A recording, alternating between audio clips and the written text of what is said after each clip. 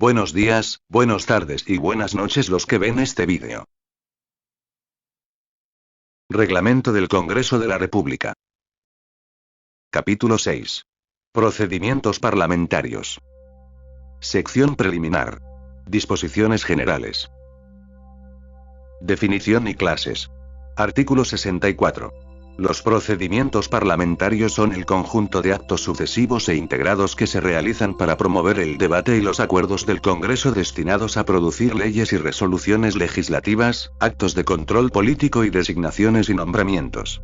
Pueden ser: A. Procedimiento legislativo, que comprende el debate y aprobación de leyes ordinarias, leyes orgánicas, leyes autoritativas para ejercer la legislación delegada, leyes presupuestales y financieras, leyes de demarcación territorial, leyes de reforma de la Constitución política, del reglamento del Congreso y de resoluciones legislativas. B. Procedimientos del control político, que comprende la investidura del Consejo de Ministros, la interpelación a los ministros, la invitación a los ministros para que informen, las preguntas a los ministros, la solicitud de información a los ministros y a la administración en general, la censura y la extensión de confianza a los ministros, la investigación sobre cualquier asunto de interés público, la dación de cuenta y el antejuicio político. C. Procedimientos especiales, que comprende la designación del Contralor, la elección del Defensor del Pueblo, de los miembros del Tribunal Constitucional y de 3 miembros del Directorio del Banco Central de Reserva, así como la ratificación del presidente de dicho banco y del superintendente de banca y seguros. Instrumentos procesales parlamentarios. Artículo 65. Son instrumentos procesales parlamentarios las proposiciones parlamentarias y los dictámenes e informes de las comisiones. Proposiciones parlamentarias. Artículo 66. Las propuestas parlamentarias son instrumentos destinados a promover el desarrollo de los procedimientos parlamentarios. Pueden ser: A. Proposiciones de ley. B. Proposiciones de resolución legislativa. C. Mociones de orden del día. Y D. Pedidos de información. Proposiciones de ley o de resolución legislativa. Artículo 67. Las propuestas o proyectos de ley o de resolución legislativa son instrumentos mediante los cuales se ejerce el derecho de iniciativa legislativa y se promueve el procedimiento legislativo, con la finalidad de alcanzar la aprobación de una ley o resolución legislativa por el Congreso. Mociones de orden del día. Artículo 68. Las mociones de orden del día son propuestas mediante las cuales los congresistas ejercen su derecho de pedir al Congreso que adopte acuerdos sobre asuntos importantes para los intereses del país y las relaciones con el gobierno.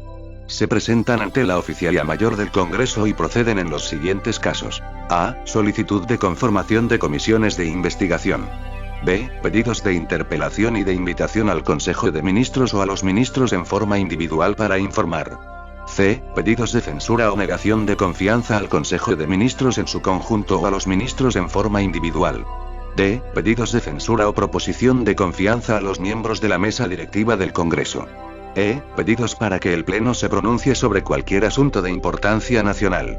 F. Las proposiciones de vacancia de la Presidencia de la República, por la causal prevista por el inciso 2, del artículo 113 de la Constitución Política.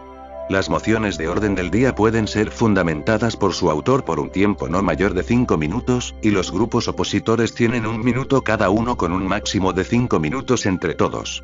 Sin embargo, en función de la cantidad de asuntos pendientes en la agenda, el presidente puede señalar un tiempo menor. Su admisión a debate requiere el voto favorable de la mayoría de congresistas hábiles, salvo disposición constitucional diferente. La admisión a debate, en lo que se refiere a la conformación de comisiones investigadoras, se rige por lo dispuesto en el artículo 88 del presente reglamento. Las mociones de salud o de menor importancia se tramitan directamente ante el Consejo Directivo, salvo casos excepcionales, a criterio del presidente. Los pedidos de censura a los que hace referencia el literal D, requieren de no menos del 15% del número legal de congresistas para ser presentados. Su admisión a debate se consulta de manera inmediata durante la sesión del Pleno, salvo que sea presentada en momento distinto, en cuyo caso se realiza indefectiblemente en la siguiente sesión. Pedidos de información. Artículo 69. Los pedidos son proposiciones mediante las cuales los congresistas ejercen su derecho de pedir la información que consideren necesaria a los ministros y otras autoridades y órganos de la administración, a efecto de lograr el esclarecimiento de hechos o tener elementos de juicio para tomar decisiones adecuadas en el ejercicio de sus funciones. Asimismo, los pedidos escritos se pueden efectuar para hacer sugerencias sobre la atención de los servicios públicos. Dictámenes. Artículo 70. Los dictámenes son los documentos que contienen una exposición documentada, precisa y clara de los estudios que realizan las comisiones sobre las proposiciones de ley y resolución legislativa que son sometidas a su conocimiento, además de las conclusiones y recomendaciones derivadas de dicho estudio. Los autores de los proyectos son invitados a las sesiones cuando se traten sus proyectos. Los dictámenes deben ceñirse a criterios de técnica legislativa. Incluyen: 1. La exposición del problema que se pretende resolver. 2. Una sumilla de las opiniones que sobre el proyecto de ley hubiesen hecho llegar las organizaciones ciudadanas. 3. Una sumilla de las opiniones técnicas que sobre el proyecto de ley hubiesen hecho llegar las instituciones públicas y privadas. 4. La referencia al estudio de antecedentes legislativos. 5. El efecto de la propuesta sobre la legislación nacional, con precisión de las normas cuya derogación o modificación se propone. 6. La ponderación del análisis costo-beneficio de la futura norma legal, incluyendo los efectos monetarios y no monetarios de la propuesta, el impacto económico, cuando corresponda también el impacto presupuestal, la identificación de los sectores que se beneficiarían o perjudicarían con la propuesta del dictamen. Y, cuando corresponda, su impacto ambiental. Los dictámenes pueden ser en mayoría, en minoría y por unanimidad. Los dictámenes en mayoría y minoría deben estar rubricados por el secretario de la comisión, aunque sea firmante de uno de ellos. Los dictámenes por unanimidad deben estar firmados por todos los miembros hábiles de la comisión. Los dictámenes en mayoría requieren estar firmados al menos por la mayoría de los congresistas presentes en el momento de la aprobación en que se debatió el asunto, luego de verificado el quórum, y por los miembros que decidan suscribirlos posteriormente y hasta antes de ser considerados por el Consejo Directivo.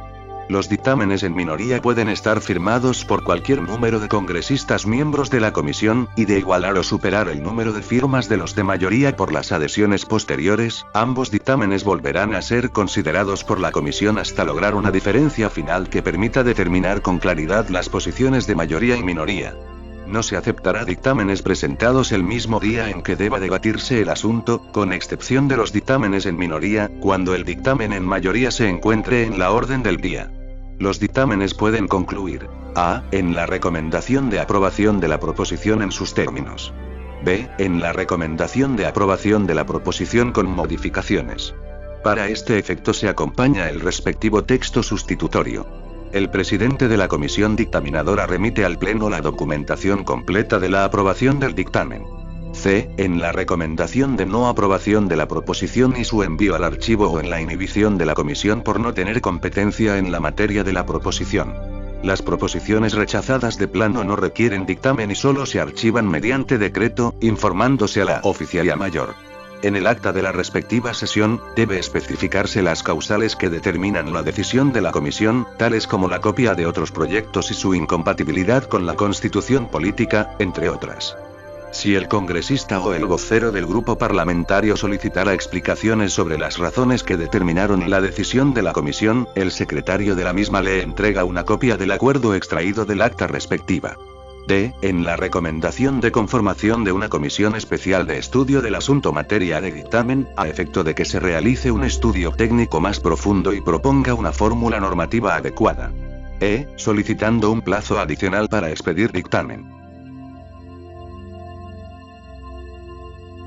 Informes. Artículo 71. Los informes son los instrumentos que contienen la exposición detallada del estudio realizado, de lo actuado y las conclusiones y recomendaciones de las comisiones de investigación, de trabajo coordinado con el gobierno y de aquellas que se conformen con una finalidad específica y deban presentar informe dentro de un plazo prefijado. Las comisiones ordinarias también presentan informes para absolver consultas especializadas. Los informes de las comisiones ordinarias emitiendo opinión sobre cualquier asunto que se les consulte, serán bien fundamentados, precisos y breves. Para la presentación de los informes en mayoría y minoría se aplican las mismas reglas que para los dictámenes. Los informes de la Comisión de Constitución y Reglamento que se emitan absolviendo consultas sobre la interpretación del presente reglamento tienen carácter vinculante si el Pleno los aprueba con más de la mitad del número legal de congresistas. Muchas gracias por su atención y suscríbase a mi canal y comente.